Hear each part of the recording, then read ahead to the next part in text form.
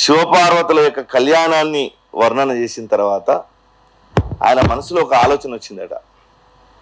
ఆ శివపార్వతుల యొక్క రహస్యమయమైనటువంటి శృంగారాన్ని గురించి వర్ణన చేద్దామని అనిపించిందట. ఎప్పుడైతే కాళిదాసుకు అట్లాంటి భావన కలిగిందో సాక్షాత్తు సరస్వతీ దేవి ఆయన మీద ఆగ్రహించి అశ్లీలాన్ని ప్రజలకు వెల్లడి చేయడం అనేటటువంటిది భావ్యం కాదని ఆమె శాపం పెట్టిందని, దాన్ని ఆ భాగాన్ని పూర్తి చేయకుండానే కాళిదాసు మరణించాడని ఒక కథ ఐతిహ్యం మనకు లోకంలో ఉంది. అంటే ఈ దేశం ఎప్పుడు అశ్లీలతను, అనవసరమైనటువంటి విషయాలను సమాజం లోపల పరివ్యాప్తి చేయాలనేటటువంటి సంకల్పం ఉన్నటువంటి ధర్మం కాదు మనది. ఇందాక మిత్రులు చెప్పినట్టుగా నారదుడేమి కలహప్రియుడేమి కాదు. అవన్నీ మన తెలుగు సినిమా వల్ల పిచ్చితనం, అదంతా కూడా మన బుర్రల్లో అట్లా ఎక్కించి పెట్టారు. అది నారద భక్తి సూత్రాలు అద్భుతమైనటువంటి సూత్రాలు.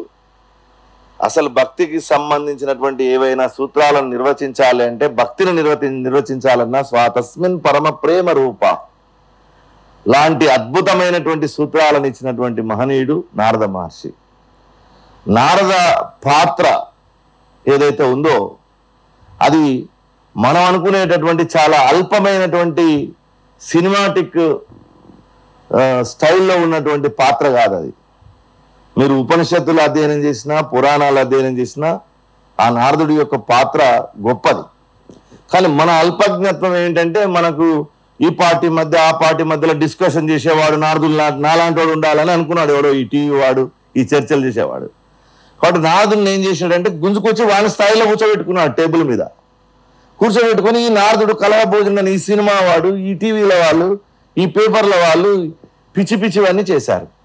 నారదుడు చేసినటువంటి పని ఏమిటంటే, అంటే ముల్లోక మనకు 14 లోకాలు అతల సుతల రసాతల తలాతల మహాతల అని ఈ లోకాలు ఏవైతే పైన కింద ఏడు చెప్పినా కానీ ఈ ముల్లోకాలు ఏవైతే ఉన్నాయో, స్వర్గ పాతాల భూలోకాలు ఏవైతే ఉన్నాయో వీటిల్లో ఉండేటటువంటి సమాచారాన్ని అన్ని వర్గాలకు, అంటే దేవదానవుల దగ్గరికి వెళ్ళి మాట్లాడగలిగినటువంటి సామర్థ్యం ఆయనకు ఉన్నది. అంతేగాని ఈ కలహాలు పెట్టడం అనేటటువంటిది ఆయన దగ్గర లేదు.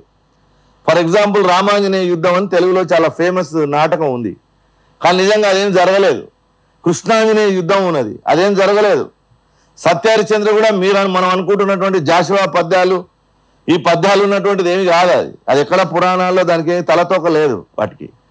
కాబట్టి ఇట్లాంటి వాటిలో నారదుడిని చాలా ప్రముఖంగా చేసేసిండ్రు. చేయడం వల్ల ఏంటంటే అది జనరంజకంగా జనంలోకి వెళ్ళడం వల్ల నారదుడిని అట్లాంటి కలహప్రియుడు, కలహ భోజనుడు అని మార్చారు. ఆ కలహ భోజనత్వాన్ని ఇవాళ జర్నలిజం పేరుతో కొందరు ఈ దేశంలో చేస్తూ ఉన్నారు. ఆపరేషన్ సింధూర్ జరిగితే కూడా దాన్ని అవమానించేటటువంటి భావస్వేచ్ఛ మాకుందనేటటువంటి వాళ్ళు ఈ దేశంలో ఉన్నారు. ఈ దేశంలో ఇంకా మొదలు కాలేదు, మీరు ఆగండి. యుద్ధం ప్రారంభమై 2 రోజులైంది కానీ ఇంకా వారం రోజులు ఆగండి. ఎన్ని కోడిగుడ్డు మీద ఎంట్రకలు బీకేటటువంటి మేధావులు, జర్నలిస్టులు ఈ దేశంలో తయారవుతారో మీరే చూస్తారు. ఇవాళ చెప్తున్నాను నేను ఈ మాట. ఎందుకంటే వాళ్ళ బుద్ధిలో ఆ కలహ భోజనత్వం ఉంది. వాళ్ళ బుద్ధిలో దేశాన్ని విమర్శించేటటువంటి స్వభావం ఉంది. ఈ స్వభావాన్ని ఎదుర్కోవడానికే మన సంస్థల్లో మనం చాలా రోజుల నుంచి ఇది ఒక పెద్ద ప్రయత్నం మన పెద్దలు చేస్తూ వస్తూ ఉన్నారు. మనకు తెలుగునాట చూసినట్టయితే ఆంధ్రభూమి మొన్నటి వరకు కరోనా వచ్చే నాటికి ఒక అద్భుతమైనటువంటి వేదికగా ఉండేది. మన యొక్క జాతీయవాదాన్ని, రాష్ట్రభావాన్ని ప్రకటించడానికి. నేనే దాంట్లో 400 వ్యాసాలు రాశాను సుమారుగా. ప్రతి శుక్రవారం భాస్కరవాణి అనే పేరుతో 400 వ్యాసాలు రాశాను. ఇంకా మిగతా పత్రికలు చూస్తే మీకు మైక్ ముందర చెప్పేటిది కాదు కాబట్టి అన్ని మేనేజ్మెంట్ల చేతుల్లో నడిచే పత్రికలు. మనం ఎంత సూక్తులు మాట్లాడినా, ఎంత ఎథికల్ జర్నలిజం అని మాట్లాడినా ఆ మేనేజ్మెంట్ లోపల ఏం చెప్తే అదే రాస్తూ ఉన్నాం. ఇది మాత్రం వాస్తవం.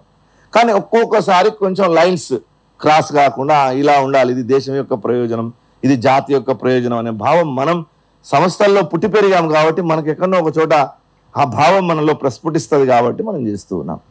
ఇక రెండో వైపు ఇవాళ మనం ఈ అసత్యాలు, ఈ పేపర్లలో వచ్చే ఫ్యాక్ట్ చెకింగ్లు ఇవన్నీ ఒకవైపు చూస్తే ఇవాళ మన పిల్లల్ని పాడు చేసేటటువంటి ఒక భయంకరమైనటువంటి యూట్యూబ్ ఛానల్ వ్యవస్థ వచ్చింది.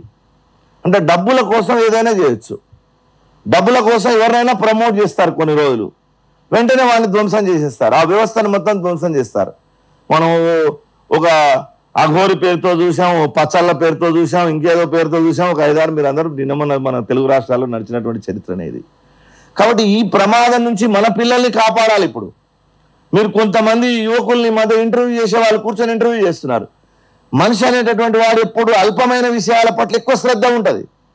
వాడి కూర్చొని నీకేం బాధ్యత, నాకేం బాధ్యత లేదు, నువ్వేం చదువుకున్నావు, నేనేం చదువుకోలేదు, ఇట్లాంటి మాట్లాడే వాని వీడియోస్ వ్యూస్ పెంచేటటువంటి సిస్టమ్ ఎక్కడుంది?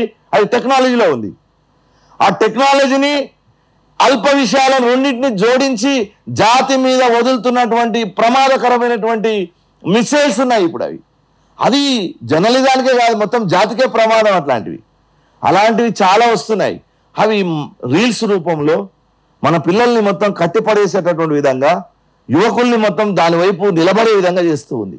దాని నుంచి వాళ్ళ ఫ్యాక్ట్ చెకింగ్ లాంటి పెద్ద పెద్ద మాటలు నేనేమీ అంటలేను, కానీ దాని నుంచి మనం ఈ పిల్లల్ని కాపాడుకోవాల్సినటువంటి అవసరం ఉంది. ఏదో ఒక కార్గిలో, లేకపోతే ఒక పుల్వామానో, ఒక పెహల్గామో, ఒక ఉరి వచ్చినప్పుడు అందరం ఏకమవుతున్నాం. ఆ చిల్లరగాడు కూడా దాంట్లో మాట్లాడుతున్నాడు గట్టిగానే, కానీ తర్వాత వాడికి సంస్కారం ఉండట్లేదు. సంస్కారము, దేశం పట్ల బాధ్యత, రెస్పాన్సిబిలిటీ, అకౌంటబిలిటీ ఉండట్లేదు. ఆ అకౌంటబిలిటీ నిర్మాణం చేసేటటువంటి జర్నలిజం ఈ దేశంలో రావాలి. దేశం పట్ల అభిమానాన్ని కలిగించేటటువంటి జర్నలిజం రావాలి. ఒకప్పుడు ఒక భారతి పత్రిక, సాహిత్య పత్రిక ఈ తెలుగు రాష్ట్రంలో నడిచింది. ఒక గోల్కొండ పత్రిక ఈ హైదరాబాద్ నగరంలో నడిచింది. గోల్కొండ పత్రికని సురవరం ప్రతాప్ రెడ్డి గారు మొత్తం ప్రింట్ చేసి రాత్రికి తాళం వేసిపోతే తెల్లారేసరికి పేడ నీళ్ళు తీసుకొచ్చి వెంటిలేటర్లకు వెళ్ళి దాంట్లో పోసేవాళ్ళు. మొదటి రోజు పొద్దున్నే ఆ పత్రికలు మొత్తం ఎండలో పెట్టేసి వాటికి ఉండే పేడ అంతా దులిపేసి వాటిని మళ్ళీ పంపించేవాళ్ళు. అంత కష్టపడ్డారు అన్నాడు. ఈ మన చెప్పల బజార్లో షోబుల్లా ఖాన్ను చంపేశారు ఒక ఇమ్రోజులో రాసినందుకు. మందుముల నరసింహారావు పత్రికను మూసేశారు. కాబట్టి ఇది ఎప్పటికీ నడుస్తూనే ఉంది. ఈరోజు కొత్త విషయం ఏం కాదు. 60 ఉర్దూ పత్రికలు నిజాం కాలంలో తెలంగాణలో. తర్వాత వద్దిరాజు సోదరులు ఒక ఊర్లో పత్రికలు నడిపారు, ఇనుగుర్తిలో, వరంగల్ దగ్గర. కాబట్టి ఇది ఈ సమస్య అనేది మనకు ఆనాటి నుంచి ఈ రోజు వరకు ఉంది. కాబట్టి అందరూ విఘ్నులు ఉన్నారు. దీన్ని ఈ పత్రికల ద్వారా మనకు ఉండేటటువంటి ఈ పెన్ బలంతో, ఈ వాక్ బలంతో మన యొక్క జాతీయవాదాన్ని, రాష్ట్రవాదాన్ని సమాజంలోకి తీసుకుపోయేటటువంటి ప్రయత్నం చేద్దామని, నాకు అట్లాంటి అవకాశం ఇచ్చినటువంటి పెద్దలకు శిరస్సు వంచి నమస్కరిస్తూ ముగిస్తున్నాను. స్వస్తి. My Media, the voice of India.